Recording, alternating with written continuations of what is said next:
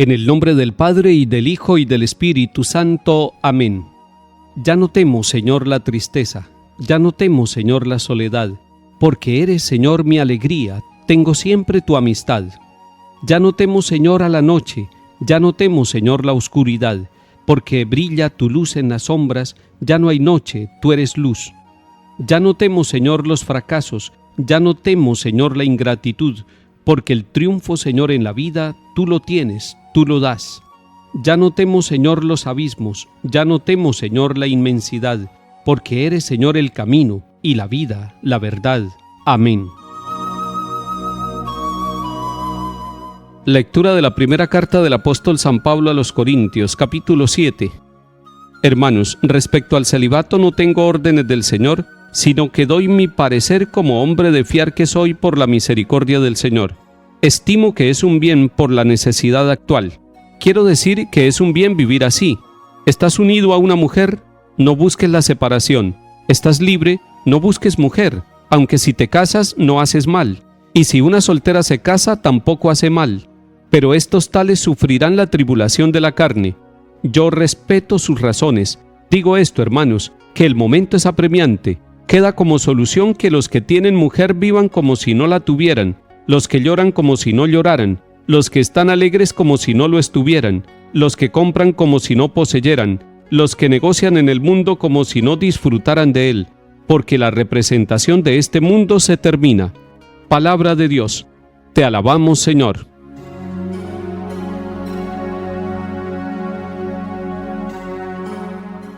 San Pablo con esta carta nos está evangelizando y está evangelizando a su comunidad de Corinto con un tema especial, la sexualidad, la vida moral de la sexualidad de cada uno de nosotros los bautizados. Y está hablando del celibato y dice: no tengo órdenes del Señor, y realmente el Señor no ha dado órdenes sobre el tema del celibato. Entonces algunos preguntarán por qué el celibato dentro de la iglesia. ¿Por qué los sacerdotes viven célibes? ¿Por qué no se casan, sabiendo que el matrimonio también es un sacramento que santifica? Lo que pasa es que la iglesia también es madre y durante todo el tiempo, a la luz del mensaje del Evangelio del Señor, ha encontrado la necesidad del celibato. Pero un celibato vivido en la libertad y en la responsabilidad para ponernos al servicio de la comunidad. Y San Pablo dice que estima que es un bien el celibato, pero también es un bien el matrimonio. Y por lo tanto dice: pero los que se casan tienen la tribulación de la carne, es decir, tienen que responder íntimamente y en el hogar y con todas las responsabilidades de una familia. Y entonces San Pablo dice que da como solución recordar que el tiempo presente y el mundo se termina y la presentación de este mundo es transitoria. Por lo tanto, no debemos nosotros pensar que lo actual y lo que estamos viviendo es definitivo. Quisiera recordarles que el Papa Francisco, en su carta Amoris Laetitia sobre la alegría del amor en la familia, en el capítulo 7, titulado Fortalecer la educación de los hijos, hace una pregunta: ¿dónde están los hijos? Y quiero decirle a papás y mamás que esa tarea que Dios les ha confiado de la educación de los hijos, pensando hoy en ese capítulo 7 de la primera carta a los Corintios, donde toca el tema de la sexualidad y concretamente del celibato y del matrimonio, nos hace pensar que papá y mamá tienen una tarea muy delicada, que cuiden la educación sexual de los hijos. Y es importante que los enseñen a vivir responsablemente la sexualidad. No podemos dejar que se engañe a los jóvenes. Los jóvenes también están llamados a la santidad y deben recibir una educación que los lleve al respeto de su propio cuerpo y del cuerpo de las demás personas, y por lo tanto a vivir la sexualidad como hombre o como mujer, pero con la capacidad de espera, dice el Papa Francisco, esperando y teniendo razones para vivir la sexualidad de manera hermosa y santa, pero dentro de la vida matrimonial. Los padres de familia tienen una tarea. Es necesario que se sienten a hablar de este tema, la carta a los Corintios que hemos leído hoy, el capítulo 7, y dialóguenla con sus hijos. Y dialoguen también este séptimo capítulo de la carta del Santo Padre, de la carta Amoris Laetitia, para que puedan hablar con ellos de un tema tan delicado. A veces a los papás les da pena, se ruborizan hablar de este tema y los hijos también. Y a veces delegan este tema para que otros formen a los hijos en el tema de la ética, de la responsabilidad sexual y de la espiritualidad de la sexualidad. Y sin embargo, la mejor escuela de educación en este campo sigue siendo el hogar, sigue siendo la familia. Allí se descubre la manera de ser persona, de ser varón o de ser mujer, con todas las cualidades, con todas las responsabilidades que el Señor nos da. Cuiden a los hijos de la pornografía. La pornografía es un virus que daña a jóvenes y adultos. La pornografía se burla del cuerpo humano. La pornografía quita un valor tan grande que hay en cada uno de nosotros, que es el pudor.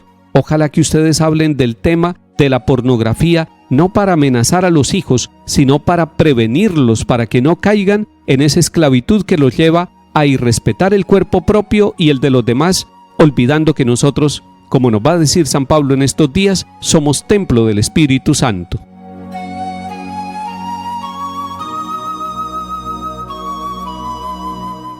Salmo 44. Escucha, hija, mira, inclina el oído, olvida tu pueblo y la casa paterna. Prendado está el rey de tu belleza, póstrate ante él, que él es tu Señor. Ya entra la princesa bellísima, vestida de perlas y brocado. La llevan ante el rey con séquito de vírgenes, la siguen sus compañeras. Las traen entre alegría y algazara, van entrando en el palacio real. A cambio de tus padres tendrás hijos que nombrarás príncipes por toda la tierra. Lectura del Santo Evangelio según San Lucas, capítulo 6. En aquel tiempo, Jesús, levantando los ojos hacia sus discípulos, les dijo: Dichosos los pobres, porque suyo es el reino de Dios. Dichosos los que ahora tienen hambre, porque quedarán saciados. Dichosos los que ahora lloran, porque reirán. Dichosos ustedes cuando los odien los hombres y los excluyan y los insulten y proscriban su nombre como infame por causa del Hijo del Hombre. Alégrense ese día y salten de gozo, porque su recompensa será grande en el cielo. Eso es lo que hacían sus padres con los profetas. Pero ay de ustedes, los ricos, porque ya tienen su consuelo. Ay de ustedes los que ahora están saciados, porque tendrán hambre. Ay de los que ahora ríen, porque harán duelo y llorarán. Ay, si todo el mundo habla bien de ustedes. Eso es lo que hacían sus padres con los profetas falsos. Palabra del Señor. Gloria a ti, Señor Jesús.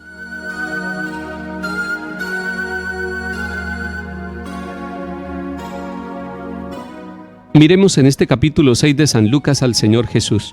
Centremos nuestra mirada, nuestro corazón, nuestra mente, nuestra inteligencia para que Él nos hable, así como le está hablando a sus discípulos. Está allí en un llano, ha llamado a los 12 después de una noche de oración, los ha escogido para que estén con Él y para enviarlos a predicar. Pero está con ellos en este momento y con una multitud que ha venido para oírlo y para buscar el consuelo y la sanación en medio de sus enfermedades. Y allí el Señor Jesús está educando, está enseñando y orientando a sus discípulos y a la multitud que lo sigue. Esto nos hace bien a nosotros. Preparémonos para reflexionar esta enseñanza del Señor Jesús y llevarla a nuestra vida. Jesús nos dice que hay una dicha, que hay una felicidad, que hay la felicidad del reino de Dios que es distinta a la felicidad que nos ofrece el mundo. La felicidad del reino de Dios y de los seguidores de Jesús empieza por vivir la pobreza, por asumir las condiciones de hambre, incluso de llanto, de tristeza, de odio y de persecución. Los que viven esas situaciones en el fondo van a encontrar una dicha y una felicidad que es el consuelo, que es la presencia del Señor que nos sacia, que va llenando de alegría nuestro corazón. Y por eso dice: alégrense ese día y salten de gozo, porque ustedes reciben una recompensa grande. No hay que buscar el sufrimiento por el sufrimiento. Lo que nos está diciendo el Señor Jesús es que en medio de esas situaciones de exigencia y de dificultad, Él está con nosotros y eso es lo que nos llena de alegría y eso es lo que nos llena de felicidad. Jesús además habla de 4 ayes o de 4 lamentos.